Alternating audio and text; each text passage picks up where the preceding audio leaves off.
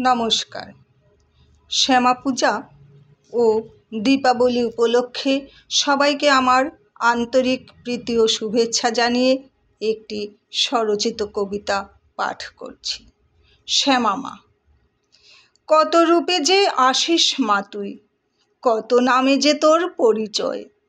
কখনো দেখি শান্ত রূপে, কখনো আবার চণ্ডী তুই।